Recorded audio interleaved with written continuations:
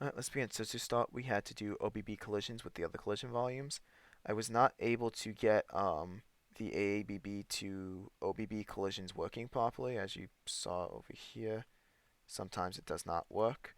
However, if I change this quickly to an OBB, then you will see this one does work. So if I were to quickly go over to here, you can see that this OBB to OBB collisions work, but AABB does not for some reason still. I'm not fully sure what math I'm getting wrong over there. Then B-sphere also works. So if I were to just bump into both of these, you can see this one is more precise. So to quickly cover things, collidables, whenever we want to make an OBB, we pass in the collidable. This is because OBBs have some variables that will be defined once when they are created, including the min, max, and half diagonal. Then whenever we compute the data, we update its world and update anything that relies on that world. OBBs and AABBs all use the collision box class. So this is just a way to move all the duplicate code to the same space. And then for the AABB, now we have to compute these things every frame. So we compute the local min and max, get the half diagonal, and update the world center and scale squared. For the collisions, we have B-sphere to OBB, get the B-sphere center, get the inverse OBB world, move the B-sphere center to the OBB's local, clamp it to its min and max, move it back to the world, get the vector between that clamp point and the sphere center. If that vector squared is less than the radii squared, you got yourself a collision. For ABB to OBB collisions, we get the world and the half diagonal of the AABB and the OBB. We get the vector between their centers in the world space. After that, we have to test all 15 axes. So we have the 3 axes for the ABB, 3 for OBB, and then the 9 cross products of each individual one. For each axis, we move it to the given collision box's local space, compute the max projection on that axis, get the maximum distance by doing the dot product of the vector between centers on the current axis divided by the length of the axis. If that distance is less than or equal to the sum of the max products, then that means there's no gap on the axis. We're good to move on. If this distance value is greater than the sum, that means there's some sliver of gap between the two boxes on that axis. So we set this no gaps to false, and that lets us break out and skip all the other tests. OBB to OBB does the same exact thing. Get the default variables, create the arrays for each of the vectors to test on. After that, we check for the max projections and also calculate the distance and do the same no gaps test. Also, for all of these tests, we have this near zero to make sure we don't end up dividing by zero by accident.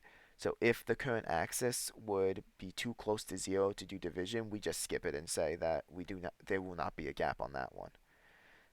Next up then is the tank game. So for this one, I didn't do that much work on it this week because I was so focused on trying to get the OBB working. But for this one, I started adding collision with tanks so that you can't walk through them. I do this by keeping track of what I want to do. So when the tank wants to move forward, we store that as what it wants to do. And if the vector between the tanks forward and the state that the player tank would be in after it does that translation, get that one's forward. If that vector mag squared is less than the scale square mag square of the colliding tank, then that means that movement will put you inside the tank. So we will not update the world if that value is less than the scale. If it's not less than, then it's safe to do that move, so we do it. And whenever we collide with the tank, that's when we update the colliding tank pointer, and we reset it here in the update so that even when they're not colliding anymore, it does not try and do that comparison. That's it for that. All that's left for this for me is to try and get this collision working. I'm not fully sure where I would want to take it beyond the UI component, so that will likely be the last step, polishing that up. So speaking of UI, we now have check buttons. So as you can see, when I check it, I get a check button called reframe. So as well as click and release stuff as well. I also have a slider that will clamp to the different grooves on the slider, and also you cannot put it off the slider either. And it was pass. It was also providing the different values based on which groove it was on.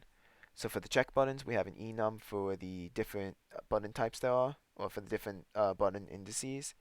All buttons have a push, check, and release. Check is called every frame, push is on push, and press and release is on release. So that's slider. We want check button group.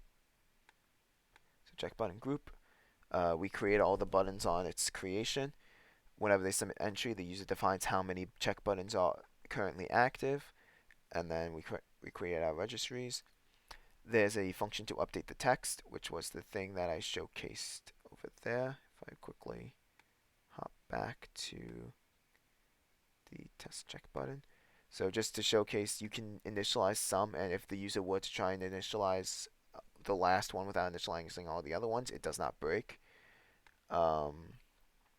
So let's see. After that, we have the setting the position.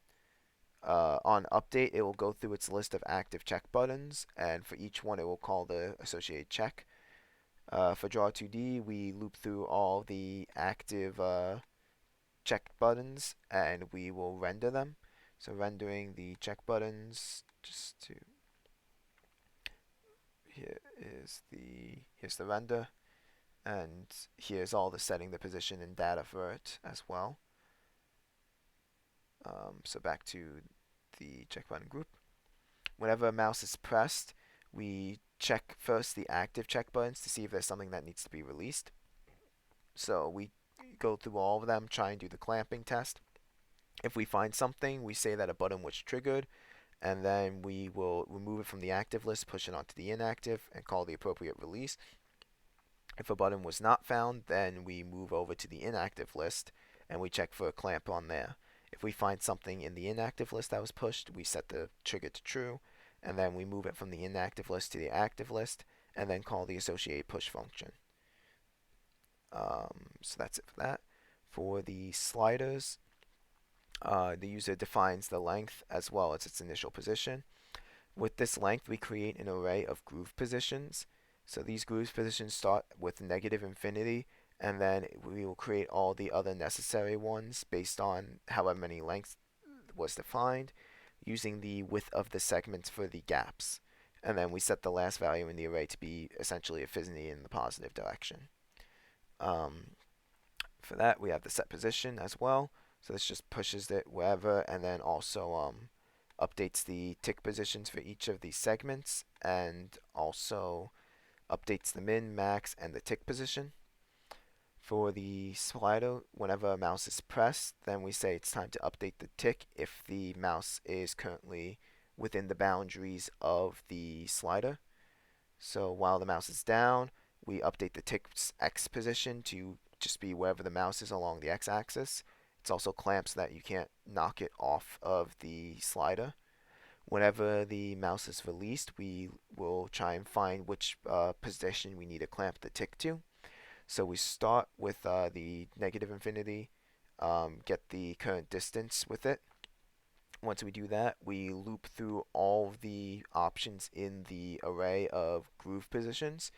When we find a distance that is less than or equal to what we currently think is the distance, we update it and set the current closest position to be at that groove value. If we ever find a distance that's greater than our current distance, because these are stored in order, that means we're done. So we just break out after that. And then we update the tick's X position with that. Because we have index 0 at negative infinity, the indice for the slider change is going to be whatever the array index is minus 1. And then for rendering this, here we go.